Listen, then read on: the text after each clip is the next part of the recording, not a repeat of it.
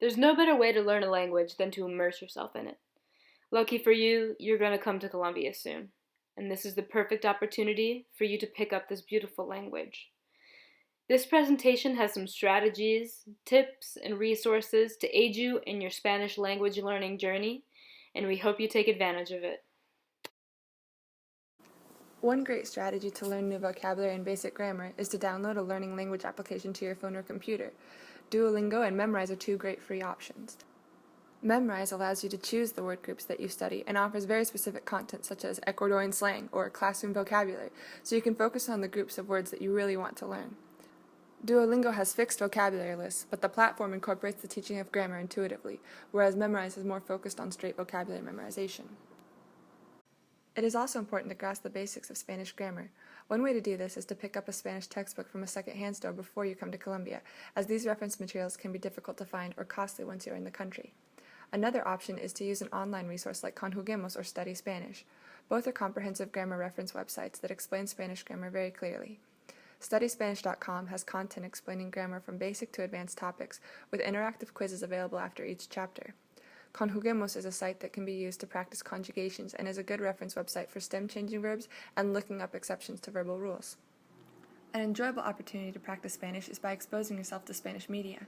You can listen to Spanish songs and look up words you don't know, or watch films in Spanish with English or Spanish subtitles. For beginners, a good exercise can be watching a movie you love with Spanish voiceover or Spanish subtitles. As your brain already knows what is being said, it can be a more manageable challenge. You can also read the news in Spanish and stay up on current events in Colombia and the world. It is much easier to understand what people are saying if you have a general idea of what they might say. For instance, if you find yourself frequently in discussions about the local soccer team with the teachers at your workplace, if you make an effort to stay informed about the team, maybe one day you would read that a team member was recently injured, and in subsequent conversations, you may be able to infer what people are talking about by using previous knowledge, even though you may not recognize every word being said. Audiobooks and podcasts can be a great tool to increase Spanish comprehension. One free way to get your hands on Spanish audiobooks is to rent them from your local library and download them onto your computer or phone before you head to Columbia. There are websites that offer free downloads of classic literature, or websites like Audible.com that have modern literature. Audible is a pay-to-use service, but offers a free month trial and one free download to all new accounts. Think in Spanish. As soon as you familiarize yourself with the basics of the language, you will be able to turn your thoughts into Spanish as they come to you, which is one of the fastest ways to achieve fluency. Some tips to learn how to think in Spanish would be to interact with Spanish as much as possible, which is to say, use the suggested apps from this presentation, practice grammar and listening skills as much as possible, which could mean going to a language exchange in your city or taking Spanish lessons from a native speaker. While you do this, it's important to expand and practice your vocabulary so you can articulate yourself as you would like, and always to use a lot of repetition in order to ingrain the new information that you've learned. Some other recommendations to expand your vocabulary and general understanding of Spanish would be to focus on cognates when you're learning.